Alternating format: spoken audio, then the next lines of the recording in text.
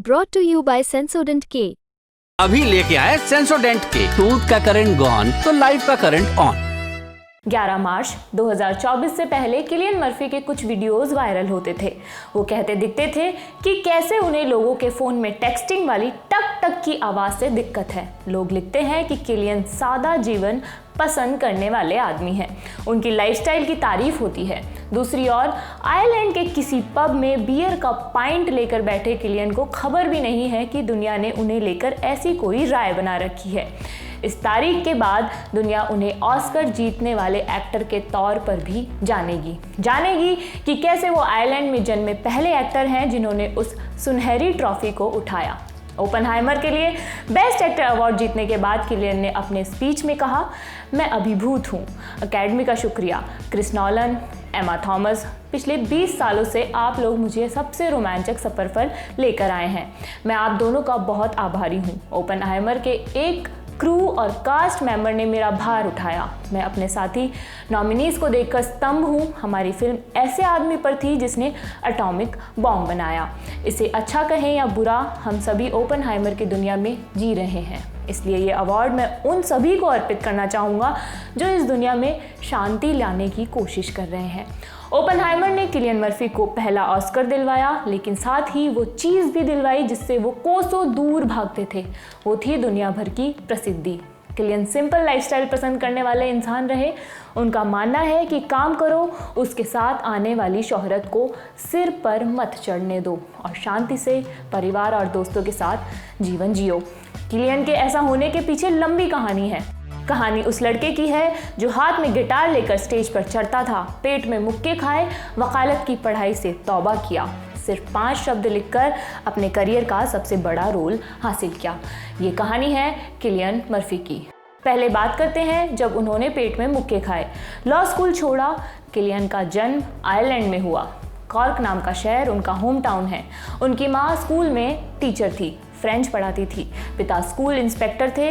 Kylian और उनके भाइयों को बचपन से ही म्यूज़िक में दिलचस्पी थी। करीब 10 से 12 साल की उम्र में उन्होंने अपना बैंड शुरू कर दिया। नाम था The Sons of Mr Green Jeans. अपने गाने बनाते, लोकल शोज़ में परफॉर्म करते। स्कूल की पढ़ाई पूरी हो गई। किलियन का परिवार पढ़े लिखों का माना जाता है। ज़्यादातर लोग टीचर रहे हैं। म्यूज़िक वगैरह ठीक था, लेकिन किलियन उसे फुल टाइम करियर बनाने के लिए तैयार नहीं थे। साल 1996 में उन्होंने कॉर्क यूनिवर्सिटी से लॉ शुरू किया, लेकिन फर्स्ट ईयर के एग्ज़ाम में वो फेल हो गए। किलियन बताते हैं कि वकालत की पढ़ाई में उनका दिल था। उसी दौरान उनका परिचय हुआ ड्रामा से। एक स्टेज प्ले देखा, मन हुआ कि ये ट्राई करके देखना है। म्यूज़िक छोड़कर उन्होंने थिएटर का हाथ पकड़ लिया। डिस्को पिग्स उनका पहला मेजर थिएटर प्रोडक्शन था। उस नाटक में उनके साथ आइलिन वॉल्श थी। आइलिन बताती हैं कि किरदार की तैयारी के लिए वो और किलियन एक दूसरे को जोर से पेट में मुक्के मारा करते थे। डिस्को पिग्स का मंचन हुआ। शो को ऐसा रिस्पांस मिला कि उसने ऑस्ट्रेलिया और इंग्लैंड में शोज़ रखे। किलियन को दुनिया भर में घूमने का मौका मिला। इस पॉइंट तक उन्हें क्लियर हो गया कि एक्टिंग में ही करियर बनाना है। बाकी रही बात डिस्को पिग्स की, तो ये इतना चला कि इस पर अलग से फिल्म भी बनाई गई। किलियन उस फिल्म का हिस्सा थे, मगर ये उनकी पहली फिल्म नहीं बनी। वो पहली बार साल 1998 में स्वीटी बैरेट नाम की फिल्म में नजर आए थे। उनकी पहली मेजर फिल्म उसके 4 साल बाद रिलीज़ हुई 28 डेज लेटर के टाइटल से बनी इस फिल्म को डैनी बॉयल ने बनाया था। ये वही डायरेक्टर हैं जिन्होंने आगे चलकर स्लमडॉग मिलियनेयर बनाई थी। 28 डेज लेटर एक पेंडेमिक की कहानी थी। पूरी दुनिया खत्म हो जाती है सिवाय एक शख्स को छोड़कर। वो हॉस्पिटल में जागता है और देखता है कि दूर दूर तक किसी इंसान का कोई निशान नहीं है। डैनी और किलियन के आगे चलकर सनशाइन नाम की भी फिल्म बनाई। शास्त्रों में ऐसी ही फिल्म को अंडररेटेड कहा गया है। अब बात करते हैं जब किलियन बैटमैन बनने वाले थे। किलियन ने अपनी ऑस्कर स्पीच में क्रिस्टोफर नॉलन का शुक्रिया अदा किया। कहा कि ये सफ़र 20 सालों से चल रहा है। नॉलन और किलियन के दिमाग में वो 20 साल पुरानी तारीख आज भी छपी है जब दोनों पहली बार मिले। दोनों ने एक दूसरे को देखा और मन ही मन भांप लिया कि गड़बड़ हो गई है। जिस रोल के लिए ऑडिशन देने आए हैं उसमें फिट नहीं बैठेंगे। क्रिस्टोफर नॉलन वार्नर ब्रदर्स के लिए बैटमैन फिल्मों की सीरीज़ बनाने जा रहे हैं। काल्पनिक जगत के सबसे बड़े डिटेक्टिव की कास्टिंग हो रही थी। किलियन भी उसी के लिए पहुंचे। उन्होंने वहीं पहले ब्रूस वेन के लुक में और फिर बैटमैन वाला सूट पहनकर ऑडिशन दिया। नोलन को वो जचे नहीं, लेकिन फिर भी उनका नाम शॉर्टलिस्ट में रखा गया। नोलन को आभास हो गया था कि भले ही ये बंदा बैटमैन ना लगे अच्छा, लेकिन इसकी एक्टिंग में दम है। बैटमैन का लबादा और मास्क क्रिश्चियन बेल के पास गए।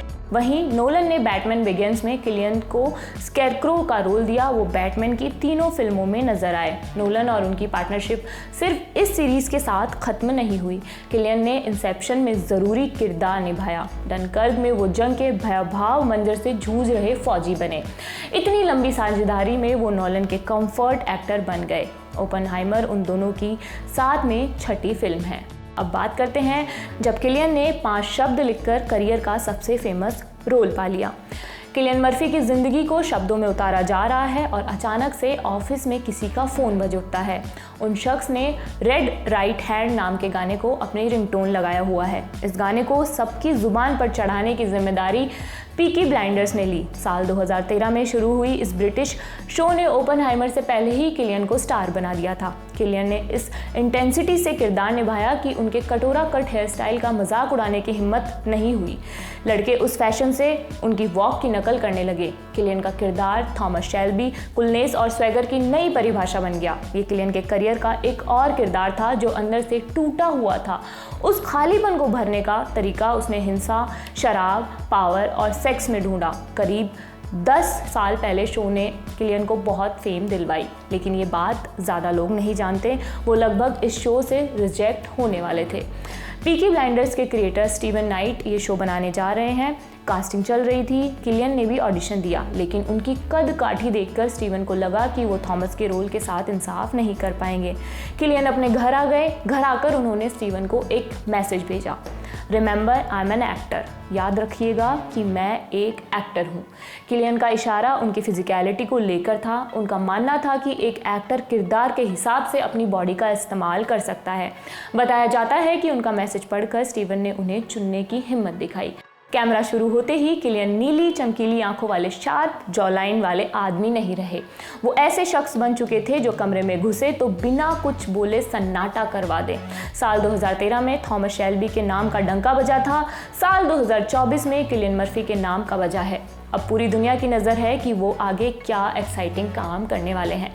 आपके लिए ये तमाम जानकारी जुटाई थी मेरे साथी यमन ने। सिनेमा से जुड़ी खबरें देखने के लिए देखते रहिए ललन टॉप सिनेमा। मैं हूं मनीषा, शुक्रिया।